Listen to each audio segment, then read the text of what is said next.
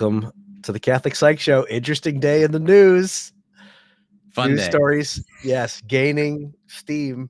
And I think our lead story at the top of the hour has evolved. We will be talking about kicker Harrison Butker standing up for his faith. If that might take a full hour, we'll see. We'll see what kind of comments we get about it. I know you're passionate about this issue. Interwebs are losing their mind over this right now. It's unbelievable. Yeah. Benedictine College got over 1 million views on this video. Yes. In like a day. We may get to Taylor Swift, the Church of Taylor Swift. We've got some other things. We got the presidential debates being scheduled, and then always some fun rapid fire things to talk about. But we'll see, because I know you're fired up. Have you ever seen the film called The Two Towers? It's Lord of the Rings. It's one of the Lord of the Rings films. You ever seen that? Yes. There's this scene in the film at the Battle of Helm's Deep, right? And all the heroes are lined up against the battlements in the wall, and all the orc and all the evil has approached, and they're standing there in the rain in silence, and no one's doing anything, and all the heroes have their arrows notched. They have their bows like pulled back, and then accidentally this old man who can't hold his bow anymore lets go of an arrow, and it flies through the rain and hits an orc in the neck, and he falls forward. It's like the first arrow, shots fired. Yep. This kind of feels like that. This feels like that moment in Helm's Deep. Wait, who's the orc? Who's the arrow? What do you say? I'm saying, like, there's this culture war that's like kind of brewing, and no one's really coming out and saying it at this level with this kind of platform. It seems like Harrison Butker said some things that Catholics wouldn't say in polite circles and mixed company, and it feels like it was a shot fired at Helm's Deep. What are your thoughts on? Well, maybe we should just give the overview for people what this actually is. So he made these comments. This kicker for the Kansas City Chiefs made these comments on Saturday at to address graduates at Benedictine College, a small Catholic school in Atchison, Kansas, where he stood up for a Catholic worldview, Catholic viewpoint. We encourage everyone to go watch the full video. I think it's roughly 20 minutes, or read the transcript. The National Catholic Register has the transcript. But this kicker stood up for a very Catholic viewpoint that I have not heard articulated in such a public way before. I mean, I've heard of it like within Catholic circles, like even now, like we have generally a Catholic audience listening to us. But I mean, he's a very public figure, and I'm not surprised that there's a firestorm around it. It's like he's saying the things that no one has really said to a non-Catholic audience. I mean, he said it to a Catholic audience, but because he's a public figure that's not necessarily Catholic, I think it's reached way more people. So I know you're loaded for bear. What did you think about his comments? Any particular areas? Where are we going with this? I mean, there's so much to talk about here. We can talk about, first of all, I just texted Sean. So we have a therapist in Atchison who's, lives right next to Benedictine. And I was just asking him if he was there, because we could pull him on the show right now. If he was there, I'd love to get at the graduation ceremony. Yeah. At the graduation ceremony. But man, first of all, the Helm's Deep thing, like, I think, gosh, I don't even know. Like, is it just another news cycle? Like, are we going to even care next week? Probably not. I think it's another indication of, it's like each arrow, I feel like there's like a weekly arrow. And like each one of these little arrows that comes up, it's like the ripple effect is bigger and bigger and bigger and bigger. So maybe there's going to be the tipping point. He said. That's something he said. He feels like the tides of culture are changing, that people are starting to push back against like a... So first of all, the internet loses its mind because of what he says about being a homemaker, about his wife being a homemaker, about saying like women, he says it. I watched the thing because I'm not just going to go off of commentary. So right. he tees it up and he says, some of you are thinking about careers and, you know, the jobs and the titles and things that you're going to get. And then he says, and some of you, he's something like, and some of you are thinking about, he says, probably a lot of you I are have the, thinking I have the quote. about the Want me to read the quote? families that you'll start. Yeah, I'll read the quote here. He said, "How Oh, wait, many of you?" you went on mute. I can't hear you. Oh, Can you hear me? yes. This is like Zoom problems. I don't know what happened there, but I'll just keep talking and then you just interrupt me if you think you got it working again. But he's going on and on about, he didn't like make a real judgmental comment at all about women who are pursuing degrees and all of this. But he's basically saying like, and he said an interesting comment that I've heard people lose their mind over. I've seen the comments that he said, my wife's life started when she became a wife and a mother. And people are like, my life started whenever. And so comments are saying, people are saying they can hear you. For whatever reason, I can't hear you. Oh, okay. But that's going to make a really interesting talk show between two monologues between two co-hosts. But the audience can hear us. There's got to be like some fun game we can play with this. Like lip reading. How good is Dr. Greg at lip reading? I'm here. I don't know what is going on here. You know what? I think I just realized I started this in the browser that we found out we were glitching with before, and now so let's do this. I'm gonna pop off. You keep on the show, and you stay live. And let me see if I can pop off and pop back in on my other browser. If you can still hear me. Sure. So I'm glad everyone else can hear me.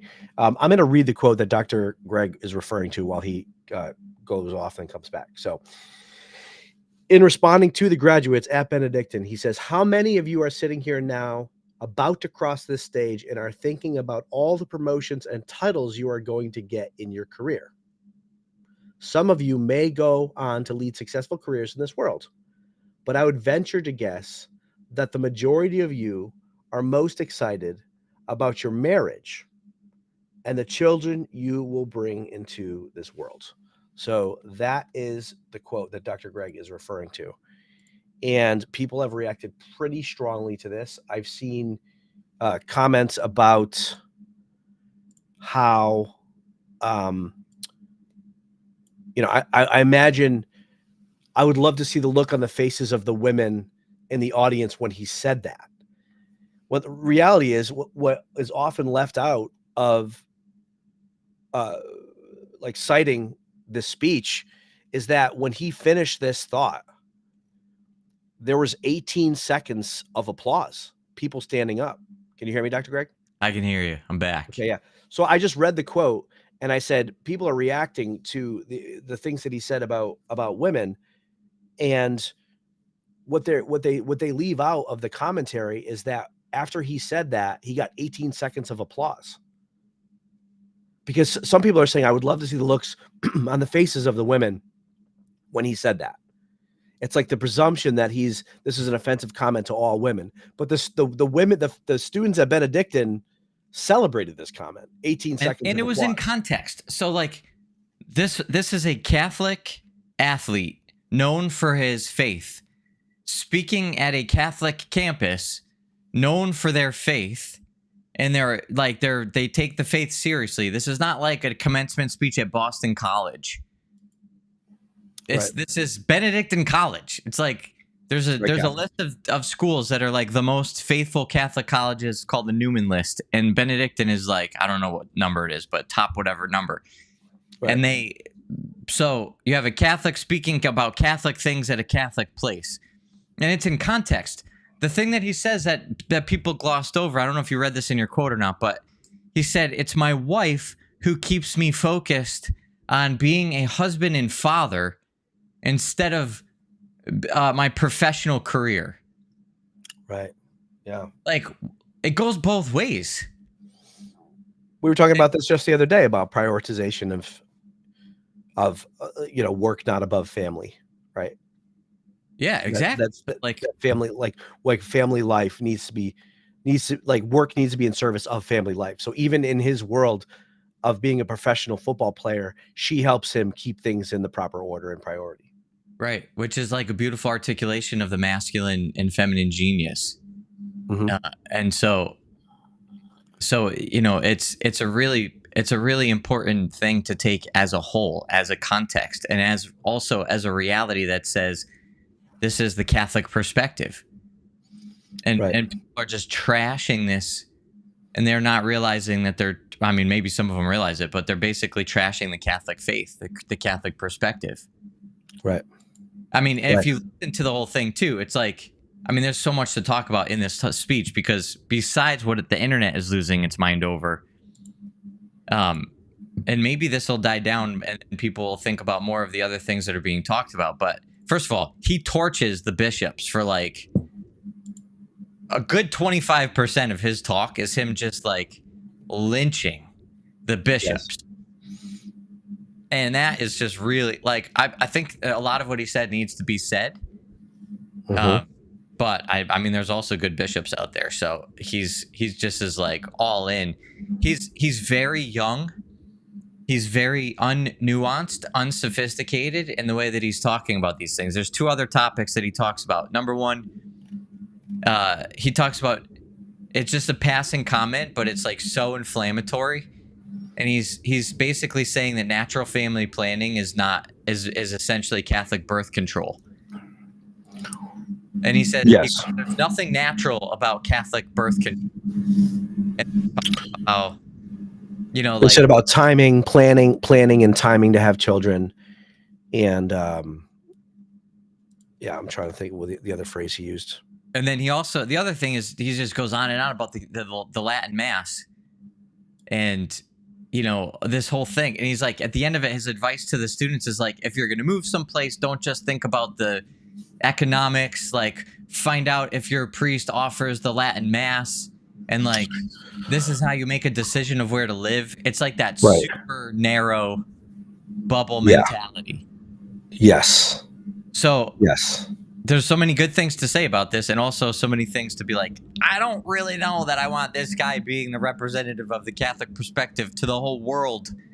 No, he did say it with regard to Catholic birth. He didn't say NFP, but he said, let's be honest here. There's nothing good about playing God with having children, whether that be your ideal number of children or the perfect time to conceive. No matter how you spin it, there's nothing natural about Catholic birth control.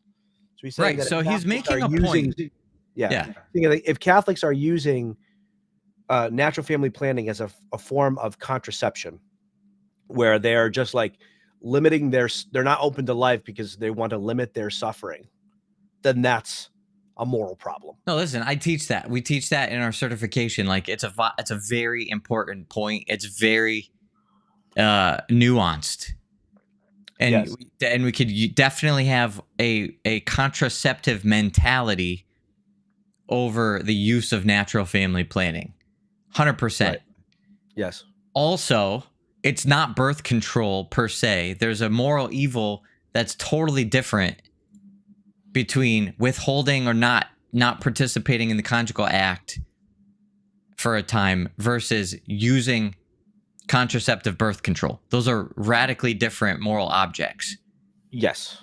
Number two, like, it's very clear from the catechism and any theologian that these are like super nuanced, subjective, personal decisions that come between a couple and their prayer life, drawing from the graces of the sacrament of matrimony and deepening their relationship and trust and providence in God. So it's not for you to make a 3-second soundbite at a commencement speech and like pejoratively talk about it, you know, in passing. Like, so immature. That's just what I came away from that with. I was just like, this guy needs to grow up if he's going to be on the world stage and have a megaphone talking about the Catholic perspective. Yeah, well, I think, he acknowledged that in his speech. He's like, I'm generally shy. I'm generally shy. I feel called to do this. I'm scared to do this. I don't want the attention. So it seems to me that he was holding back, like his general temperament is holding back. And this is like, But I'm going to go yes, full but in.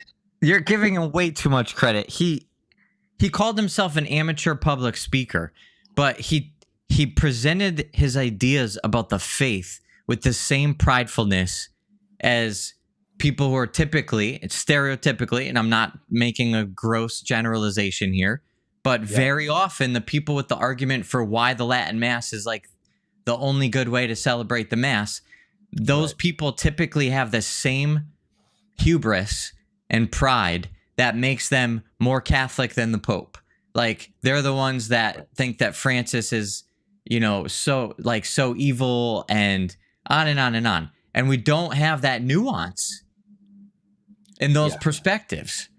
So I don't know. Maybe you want to give him the credit. But, I mean, look frankly, I love when we disagree and then it polarizes, because I wasn't even like coming out this strong or hard against the guy, but I was like, does it really take courage to hold a Catholic position giving a commencement speech at Benedictine College? Yes, it does. No way. You're going to the place where you're going to be exalted with the 18-second standing ovation because you're talking about Catholic things. Yeah, but you're missing the larger context of his life. He doesn't surround himself with Catholic people in the day-to-day. He's a kicker for a national football team, and they're already there's petitions for him to be fired from the Super Bowl champions. I don't know. So his whole life is surrounded by people who are not Catholic. And that's where the courage is, because his day-to-day, his life, his profession. I will grant that. I will absolutely grant that. I was only talking about within the narrow sort of frame of just giving that speech at Benedict on that day. Right. On that day. So like our listeners right now are Catholic. So to your point, like, how much courage would it take us to talk about this? But if this was then broadcasted on CNN, like, that's a different level of courage. That's true. That's my point. I'm like, we don't think about this ever showing up on CNN. I don't think he was thinking about his Benedictine commencement showing up on getting 1 million views and being on like every news story. I do, though. Maybe not at this level, but I do think that he has some awareness that he's a public figure because he plays for the Super Bowl champions. I mean, it's in some ways, it's like, I mean, we can get into this, but like this is a form of Colin Kaepernick, right? Colin Kaepernick, who chose to make a public statement about Black lives by kneeling during the national anthem. Yeah. And people had very strong reactions to that. This is a form of that. He is expressing what he believes, and he should have the right to do that. Now, we can go into this, but this has already been spoken of on The View. And Whoopi Goldberg, of all people, said this is what he believes. He should have the right to say this, similar to the right afforded to Colin Kaepernick. Well, I saw that somebody else drew out that comparison, and it was like, well, yeah, so he's giving a commencement speech at a private institution that's like confined within that context versus Kaepernick, who's using the world stage, the NFL, using that as like his more consciously. Yeah. So anyways, I hear what you're saying. I do think I don't like, I'm not as up on sports. So we've talked about that before. Like, I'm not a sports guy. I don't really know, even though I wasn't really aware of this guy, his position in the sports world. And this might not that it's the segue now, but this might be a segue later. He played for the Kansas City Chiefs, which won the Super Bowl, and all eyes were on this because Taylor Swift is dating Travis Kelce, who's on the Chiefs. Somebody on Instagram, MeFine02, said he had courage when Taylor Swift is going to hear what he said. And Design Lion said, I think he knew his message would go beyond the college campus. All right, so maybe I'm wrong about that. Maybe he was like totally courageous.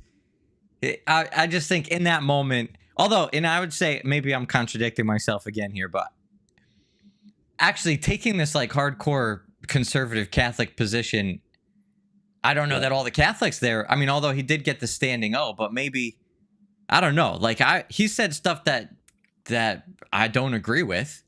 You know, his position about the Latin Mass and the way he talked about it, his position about natural family planning, the way he talked about it, like, I'm not moving so that I can go to a Latin mass. No, and the whole language is BS. I mean, people talk about Novus Ordo and like all this stuff. It's like, that's not Catholic. It's very simple. Whether you like the Pope or not, he's the Pope. That's our faith. And there's the ordinary form of the Mass, and there's the extraordinary form of the Mass. That's the language. And I hate to tell you, all you Latin people out there, but it's not the original form of the Mass.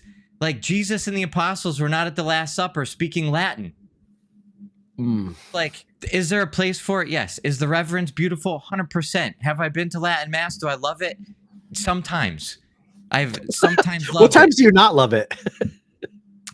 I went to a solemn vows ceremony with the monks of Norcia in Italy. It was one of the worst, like, most painful experiences of my life. And of all the travel and experience and everything else I have. I'm laughing because I know the story already. I'm not just insensitive. It's one of the moments that I'm like, yeah, could have done without that. Yeah. Like, even the hard, bad moments in life, you're like, oh, I learned a lot from it or whatever. All I learned is that I never want to do that again. Yes. It was 3 hours of excruciating suffocation, being smoked out of a tiny chapel, holding a baby, they're like so ridiculous with the amount of incense they use. And it's like so egregious how, like, they just have zero, like, awareness of, like, you have, like, little kids here, and there's not, like, a water place. There's not a place to get water. It's like, anyway, that's a whole nother story for another time. But that's why I said sometimes. And they're super Latin Mass people. The monks of Norcia, they're like mostly American, and they come from this, like, same background, and they're beautiful people. They're wonderful men. And I think they're doing really amazing things. But there's that. Like, we love the Latin Mass. Latin Mass is great. We're not saying that. Yeah, just forcing the Latin Mass down people's throat is probably the issue at hand here. Right? Yes, Thomas Timmons said that. Did I get to try their beer? Did it make it any better? I hate to say it, Thomas, but I did not get to drink that beer there. I actually have had that beer a bunch here in the States. And then in their charity and generosity, they sent us cases of it, and it was delicious. It is delicious beer. Yes.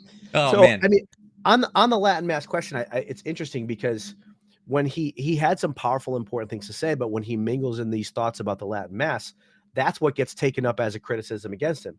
So, as I was saying before, on The View, Whoopi Goldberg was like, this guy should have an opportunity to speak. But the response to that was like, he was criticized as some kind of strange Catholic sect that's not truly Catholic, which dismisses everything of value that he had to say. So she said, Butker is practicing something divergent from mainstream Catholicism that was cult-like extremist, comparing his belief system to some religions in the Middle East.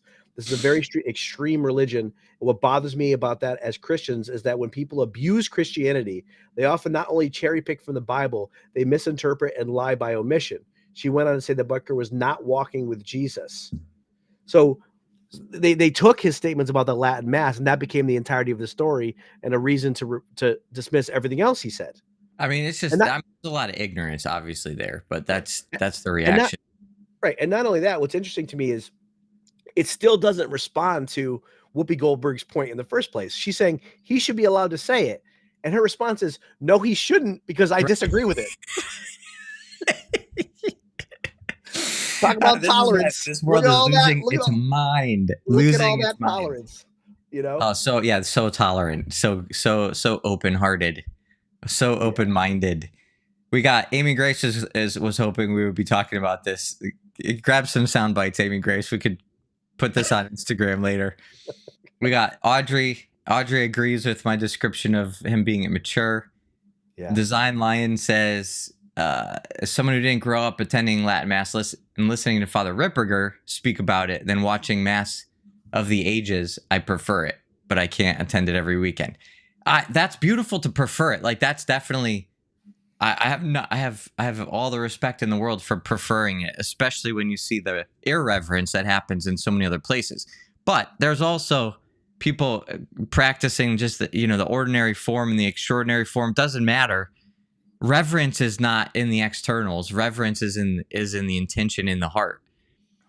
And reverence also has to do with obedience. So when we say things that are outside of the teachings of the church, we're getting into a world that's not reverent, actually. No matter how much incense you pile up in the thurible. That's the little metal thing for people that don't know. That's it. They wave it around, and some people load it up way too much. Try and choke your kids out. So one thing I appreciate that he talked about too, though, is I think he almost like anticipated that response that I just mentioned of people that have an idea of what it means to be Catholic. Yeah. He says this here. This is when he starts getting political. He starts talking about our president, Joe Biden. Our own nation is led by a man who publicly and proudly proclaims his Catholic faith, but at the same time is delusional enough to make the sign of the cross during a pro-abortion rally. He has been so vocal in his support for the murder of innocent babies that I'm sure that to many people it appears that you can be both Catholic and pro-choice. This is a very good argument. And honestly, I mean, maybe you understand this better than I do. I don't understand this. I'm not a canon lawyer. How is Joe Biden allowed to receive communion and stand as a leader of the free world and proclaim himself as Catholic if he is as like strongly pro-choice as he is? My only thought is like, well, he can't be excommunicated because he's not committing a moral act publicly. But isn't there something about the public nature of his office? How is this allowed to stand? Like, why is the Pope not coming out and denouncing he could absolutely be excommunicated? 100% he could be excommunicated. Why is he not? I don't get it. Well, do you want to read any of the quotes that Butker said about the bishops?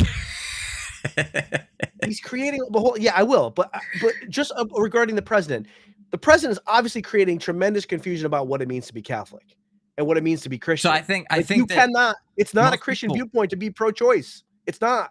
No, 100%. But most people will say that there's no, that it's up to the bishop. It's up to his local bishop. Now, I don't know that I agree with that. I don't know that that's actually true. If there's a canonical sort of nuance that's actually literally true, I'm not aware of it. But I know most things when it comes to the governance of the church are, this principle of subsidiarity. It's like power falls to the lowest level on the hierarchy that's appropriate. Right. So, whatever you should do in your family, like there's proper authority in your family, proper authority in your municipality, proper authority at the state level, at the country level. Or if it's diocesan, it's like, okay, you have your parish, then you have your diocese, you have the archdiocese, you have, whatever. But at the end of the day, it's like, this is the president of the United States. He's not just, Joe Biden, the parishioner at, whatever church he goes to in Washington, D.C. I'm sure he really fills up that donation basket, though. I would hope. I would not think he does. Who knows? I wonder what parish he goes to. We lived there. I wonder what parish he goes to. That's probably public knowledge. I'm sure people know. I don't know if, I don't know. Or if they have like, I don't know. Actually. I have no idea. There's an awesome church on Capitol Hill. I think it's St. Peter's. And I've met the priests there, and I can't imagine that they would give him communion, but I could be wrong. Just conjecting all sorts of things. I'm pretty sure he received communion. I'm pretty sure. Yeah, I don't know what parish he goes. Who knows? Who knows? People listening right now, some of you guys must know.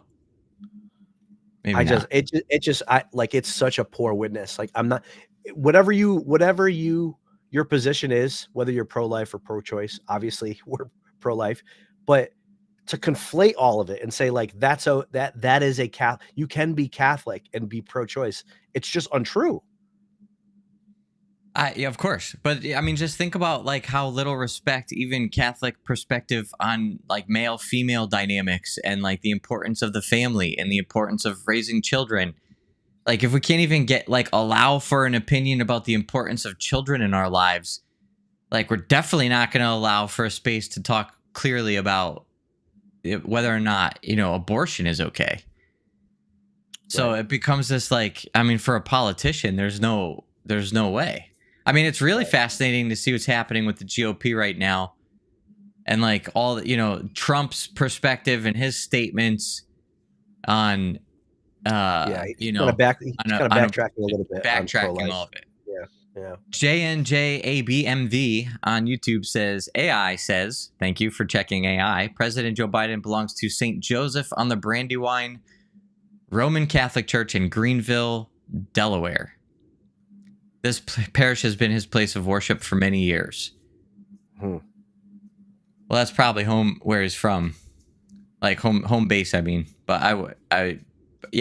Who knows what's happening in the White House? Who knows who's giving him communion on a weekly basis? But that's.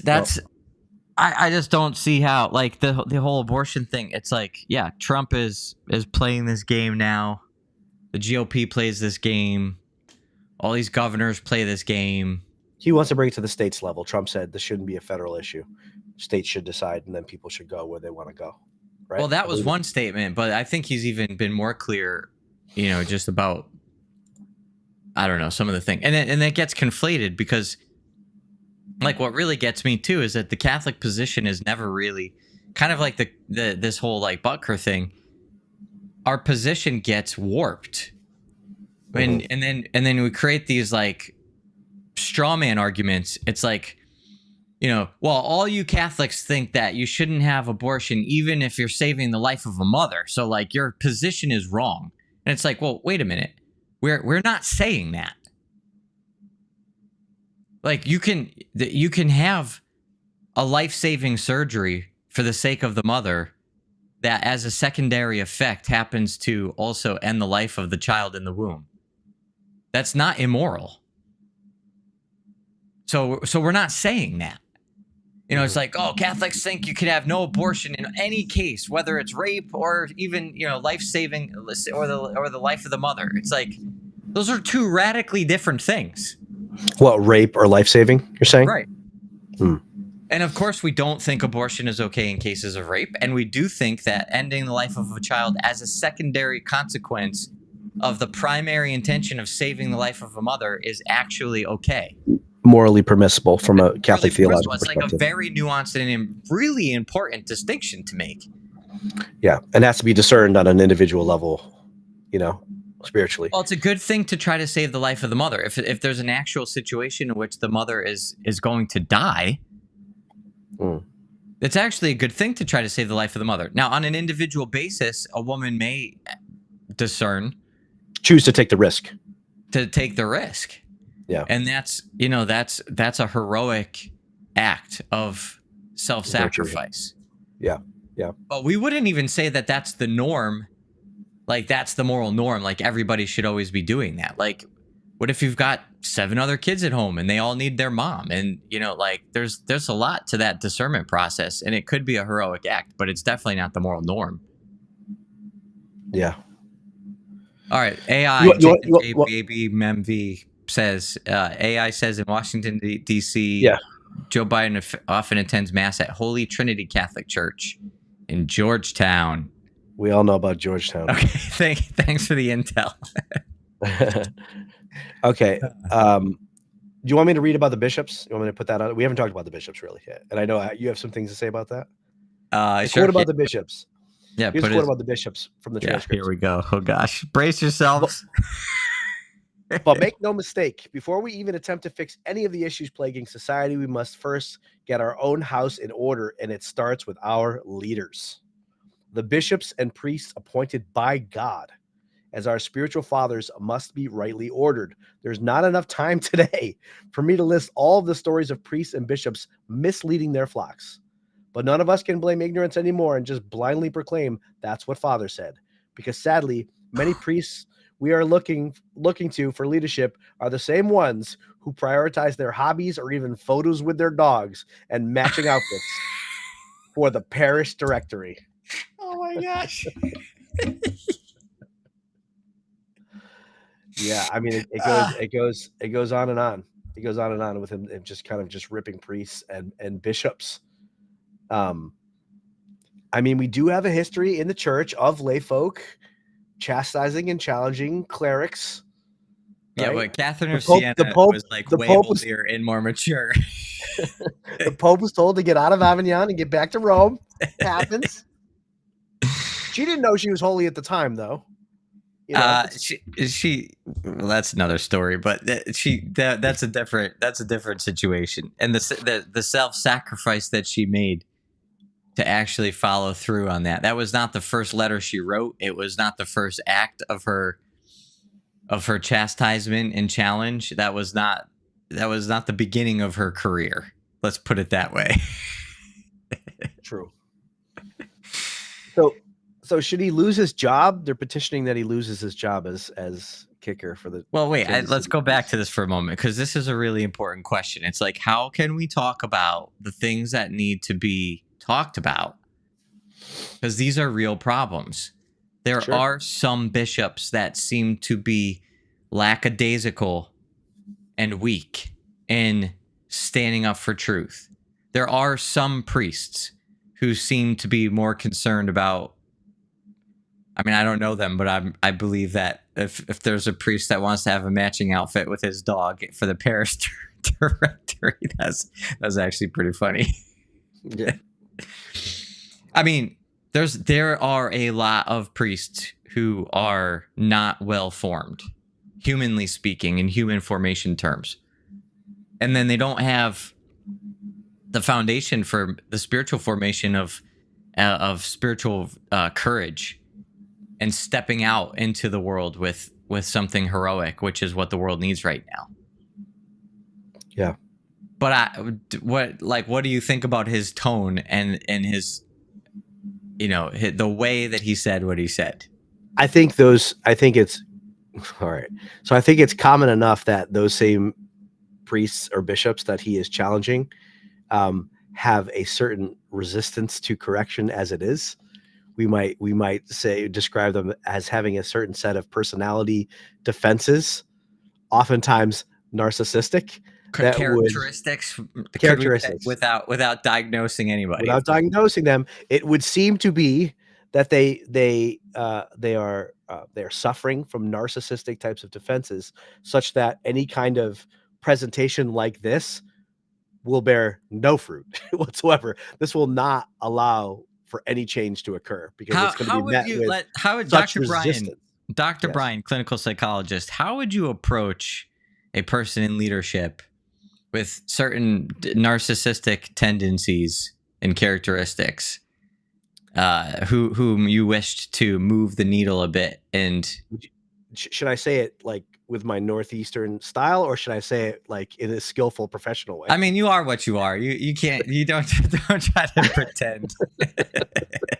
I mean, you gotta fluff them up. I mean, you gotta build up their ego, and you gotta work with it and make them feel like the changes that you're suggesting are their ideas. You can't go directly at somebody who's narcissistic and try and argue with them, especially when they have, in a certain sense, they have ecclesial power over you. There's nothing you can do to make them change. So you have to kind of work with someone if you want to affect change. That's a different question than actually helping them heal from their narcissistic wounds or their narcissistic defenses. But in terms of operating with them, you have to sort of like work with the pathology. That would be my thoughts. Well, interesting point too, because I mean, even if you were working with them clinically, how would you begin? That's how you would begin. Right. It's the same. Right? There's not really a difference. Yeah, in order to build rapport and develop and cultivate a relationship with somebody who has those kinds of defenses, you can't challenge them. You have to affirm them, because that's such an important part of their conscious psychological experience. Any threat to their own ego is just met with such resistance. It gets warped up into the psychopathology, and it becomes this tug of war and this arm wrestling match. So let's say you had said person in leadership, and you approached them with the tone and disposition of Butker in this speech. What would be your projected outcome? Not good. Outlook. Remember those 8 balls that you'd shake and you'd ask a question? Outlook, not so good.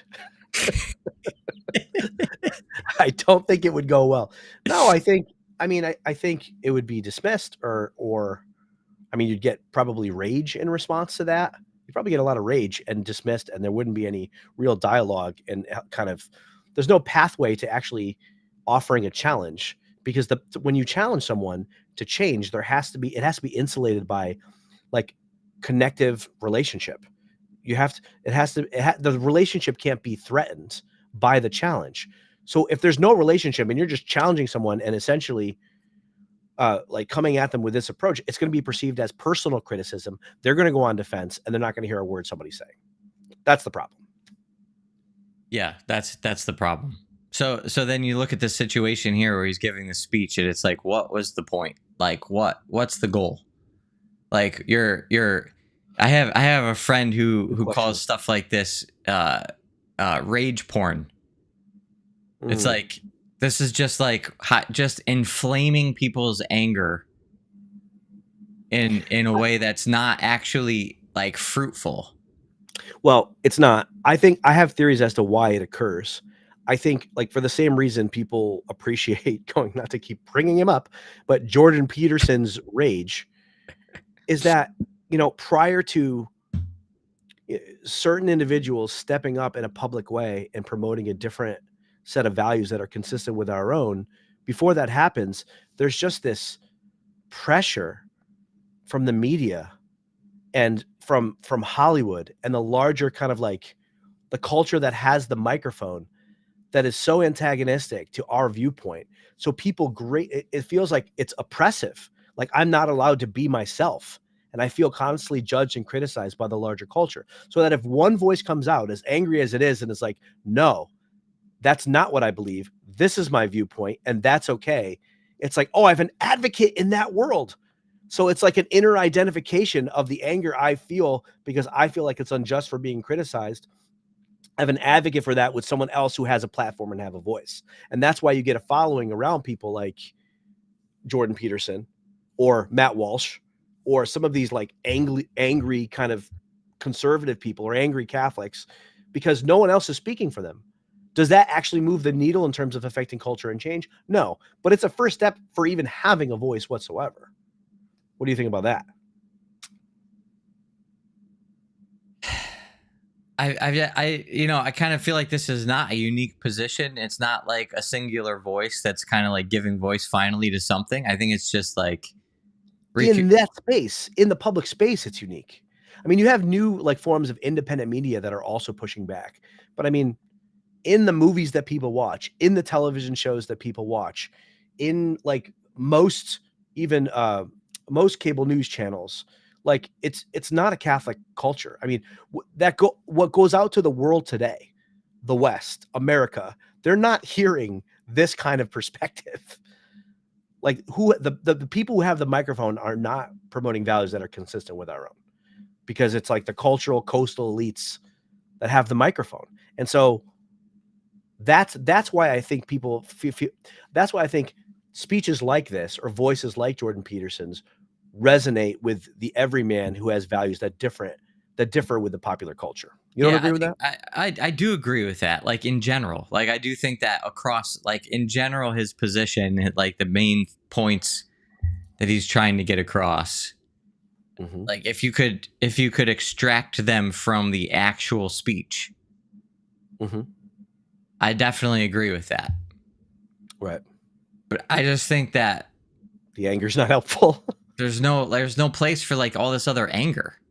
Yeah. Like true. Catherine on YouTube says a lot of well-meaning clergy and even holy clergy hear 90% criticism to 10% positivity on a daily basis. A little appreciation is needed for any real change. It's fair. It's a fair point. It's relationship building. That's what we're saying.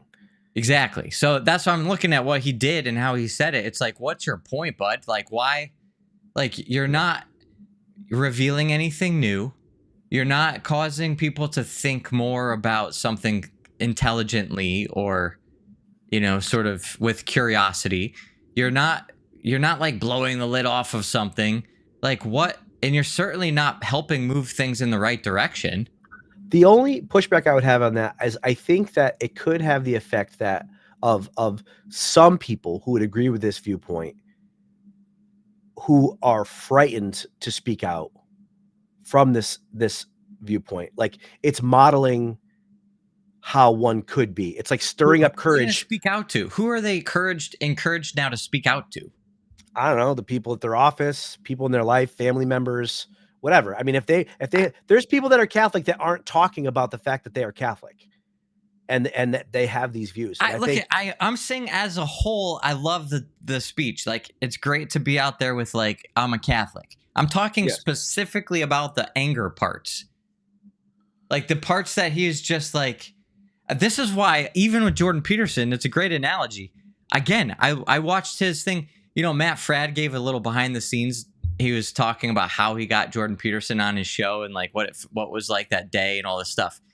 And I was like, I have zero interest in having a conversation with Jordan Peterson, like a recorded podcast conversation. Like I wouldn't even bother. Yeah. I'm not interested in this. Like his anger, his defensiveness, his narrow-mindedness. It's like, am I glad he's out there making people think twice about the value of a sort of conservative, religious perspective? 100%. Is he part of like Russell Brand's conversion and like, maybe Joe Rogan or like all these? That would be amazing. Like wonderful. Yeah. Do I want to have a conversation with him about anything? No. I don't think it's going to change anything. It doesn't. It's like, what's the point? He's got all of his prefab ways of thinking and talking about things. Like, you're not getting anywhere with him. He doesn't seem to have a lot of self-awareness. So, like, I mean, I saw the same thing with this kind of perspective with Butker here. It's like, what? And maybe he's personally totally different because I've only seen one talk by this guy. But yeah, I would want to be like, let's talk about what your intention is and how effectively you think railing on bishops and priests for 10 minutes is in terms of fulfilling your intention. Like, might there be a better way to go about this? Yeah.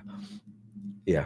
And I think because when we talk about it, it's like, all right, we have a real problem here. What are we going to do? Let's build a program to solve the problem.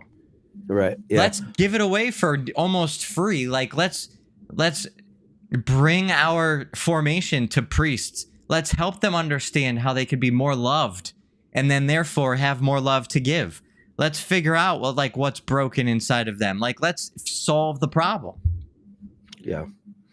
He's a banging gong and a clashing cymbal without the tenderness necessary to have this conversation. No doubt about it. I don't disagree with you. I'm just saying what effect. My point was, might it have an effect on some people that are empowered to have more courage to speak out in their faith? I think it's possible. I think maybe that's possible. Also, if did he really got Whoopi Goldberg to defend his right to have an opinion? Yeah, I think that's a win right there. That's valuable. She usually doesn't have that. From anything I've heard from or seen, like sound bites, like The View is like pretty inflammatory. Well, I have some insider information about Whoopi Goldberg. Oh yeah, we should pray for Whoopi Goldberg. I don't want to reveal my sources or anything, but I think there's a conversion happening in her heart behind the scenes that she can't quite turn into something really public. But just saying. Interesting. What do you think about? I don't think we went enough into this statement over here. Some of you may go to lead on successful careers in this world, but I would venture to guess that the majority of you are most excited about your marriage and the children you will bring into this world. Okay, so this is super inflammatory. You can see why people at Benedictine would cheer that, who are in touch. Like the women there may be in touch with their deep femininity and the longing to be a mother, to be a wife and mother, right? But if you're not of that ilk, there's people that choose to not have children for the sake of their careers. So how do you make sense of what he's pointing to? Well, I think he's talking to Benedictine. Like that was my point. Do you think there's some transcendent truth to it, though? Would you say that actually deep down, women, above all else, if they're honest? Are you trying to get me into some kind of inflammatory? Are you trying to make us go viral right now? Why else are we doing this if not? Do you think that there's some transcendent desire in women to be a mother, a wife and mother? And if someone doesn't have that, it's because they've been wounded, essentially, right? That would be the argument. It's like they're not in touch with this depth, this longing and depth at the depths of their heart for motherhood. If you have feet, you have a transcendent desire to walk. Mm-hmm. If you have eyes, you're going to have Yeah. somewhere in your humanity built into the integrated biology and psychology and spirituality a desire to see. Mm-hmm. If you have a womb, you are going to have a transcendent desire of an integrated biological, psychological, and spiritual nature to be a mother. There's the clip for the reel. Alley-oop. I can see your algorithm working, and you're like salivating. You're like, do it. Yeah. Keep going. Yeah, alley-oop. I think too that there's a difference. Like, I wonder if anecdotally.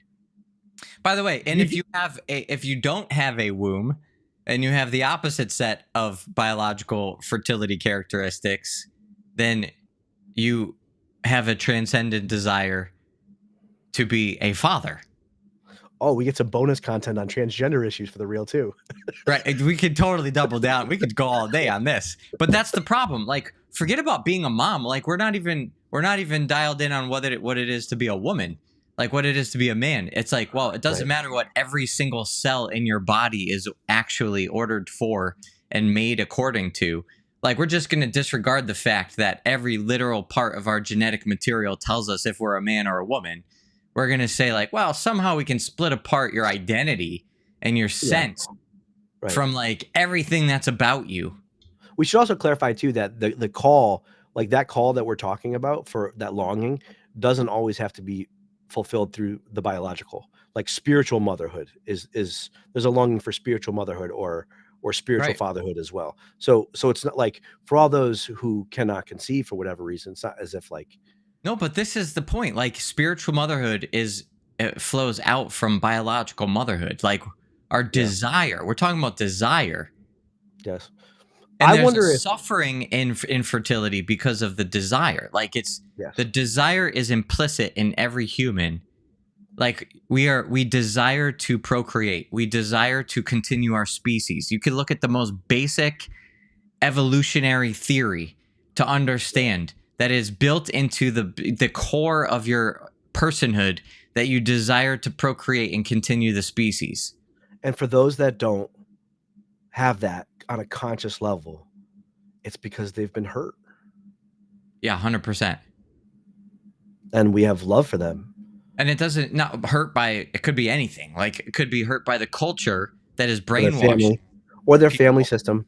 Or their family system. I mean, you could go right back to childhood and say it's parents, but it's not just that. It's like family systems, friendships. It could be all kinds of, bullying kinds of experiences. Could be anything. It could be literally anything. But it's like, okay, like, let's just get dialed in. Like, feet are for walking. And if you're made to have feet, you're made to walk. And if you have feet and you're made to walk, then it's actually like good and healthy to have a desire to walk. And if you find somebody who doesn't desire to walk, it's like, I think something's wrong here. Yeah. Like, let's get on the same page. Yeah. I wonder too, if this statement was presented to different subsets of women, if there would be a different reaction. Those who have not had children yet versus those who have had children. So like having like the thought about whether or not to have children in the abstract is, and whether or not they would value a given woman would value having children versus having a career is a very different question than asking someone who has children, what's more important to you? Everything that you've succeeded, like all the ways that you've achieved and succeeded in a professional context, or your child? Right. I mean, how many of those women would be like, oh, my professional accolades and all my success is way more important to me than my child. Though, I don't think enough. Like, sadly, I think there's plenty of women that are just like, I would say my career is more important than my child. This child in front of me. I mean, think about it. Maybe they wouldn't directly say it, but that's like probably how they live their life. Yeah. They don't prioritize loving the child above their career. Like, it takes work. That's where I think it gets really messy, because, and then you could also understand why so many people in the world lose their mind when a comment is made like that to women that don't have children yet, because it's like, that's just in the ideal abstract. And then you have a bunch of people living in this culture and this time in this society, and they're actually living with kids, and they're just like, something inside of them is like, do I really value life that much, or have I let other considerations actually supersede the value and dignity of a child? For reasons of being hurt in that case too. Maybe, or just being selfish. Like, this is also part of like abortion mentality. I have a problem with that. The clinician in me has a problem with the word selfish, just like I have a problem with the word lazy. Like, we're not in therapy right now. We're talking no, but it's so important, because it's like, just going back to what we were saying about Jordan Peterson the other day, of how he tries to change people by hurting them. Like, stop being lazy. Like, hold on. Like, maybe this person has reduced motivation because there's like issues with mood. And it's not at that point like a free moral choice whether or not to act in a certain way. So selfishness, like, oh, they're just being selfish. Like, it's this free choice to be selfish. No, I mean, maybe the only way that they experience receiving love is through achieving, going all the way back to their early years. Of course, we understand that clinically. Also, that needs to be said, though. I'm not saying just selfish. I'm saying it is selfish. If somebody's graduating college and they're like, I'm not going to get married, I don't care about family life, like, I just want to pursue my career and I don't want kids to get in the way. Oops, got pregnant. Oh, I'm going to end the life of that child because I got to pursue my career, or whatever the case might be. It's like, you're putting yourself and the way that you think before the life of another human person whom by circumstances design you're the mother of. Yes. Like, the whole purpose and point of understanding family dynamics and what the difference between a mother and a child is that there's a unilateral difference of relationship, that it's but the mother is to be all for the child. And when a mother is not all for the child, there is a world in which we can say there is a selfishness there at play. Yes. When everything is stripped away, yes. I'm just saying, experientially, the person they don't subjectively experience it in those terms. You are right when you strip it all away. I think experientially, there's probably almost no one, myself included, who lives according to the ideal as I just laid it out. I am selfish. Can you give us some examples?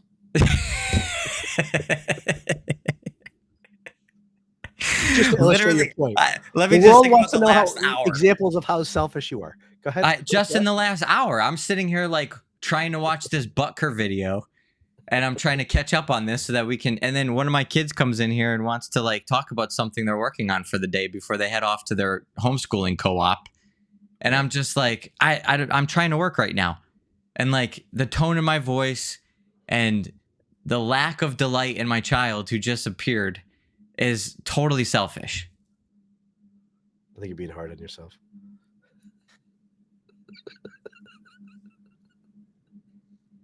It is subjectively understandable. I could lay it all out, some psychological, psychobabble mumbo jumbo, and at the end of the day, you're a psychologist. I'm also going to go confess it to a priest in confession because it's actually selfish. It's the opposite of love. It's the opposite of what we teach. It is a wrong action. It is a bad action, according to St. John Paul II the Great. Yes. Morality, justice, also integrated with our whole humanity. This goes back to our point. I mean, you made this point like 20 minutes ago about the kicker. Is it going to be effective to help these priests and bishops change if you're just criticizing them and calling them out? Or do we need to build relationship through compassion and understanding? Listen, I might have narcissistic parts, but I'm also not a narcissist. Like, I can take the criticism of being like, that was selfish. Then I'm like, oh yeah, that's true. I should change that.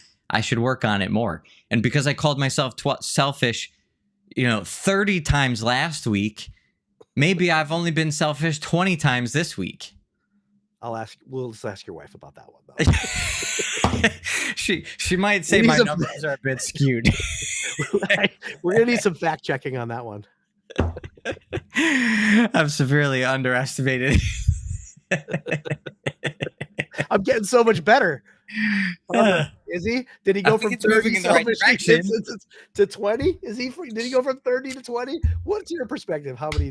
What are the numbers on there? All right, Bernardo had some really deep questions about holiness and balancing life. We couldn't get to those today, Bernardo. Sorry about that, but definitely pop in next time. We didn't talk about the mailbag either. We got to remember to talk about the mailbag. Send us questions. We will address them on the air if it's not a firestorm of Catholic issues in the public space like it is today. We didn't talk about it. We didn't even talk about Taylor Swift and the Church of Taylor Swift. Kind of indirectly. He did have a funny joke about his teammate's girlfriend, and he quoted Taylor Swift. He's like, as my teammate's girlfriend would say, and then it was like some like deeply philosophical quote from like, I don't even know the actual origin of it, but it's like, familiarity breeds contempt. It's like, it's an age-old saying that she must have used in one of her songs, and so he's quoting. It's like something from like the Bible, but then he's like, as Taylor Swift says. Yeah, but I wanted to talk about that. Maybe we'll talk about it on the next time we go live. Not promising anything in terms of when that's going to be, but the cult of worship around Taylor Swift that literally took shape in thousands of people coming to a worship service where her music was played. The anti-hero, and I just have things to say about the impact of music and how that can become worship and et cetera, et cetera. But I mean, we are in apocalyptic times. There's no way we're not. There's no way we're not. We've been hearing that for 2,000 years. No. We've been hearing that for 2,000 years. All right. Until next time, folks. We're going to have to call it. Pray for us. Pray for us. Thank you, America.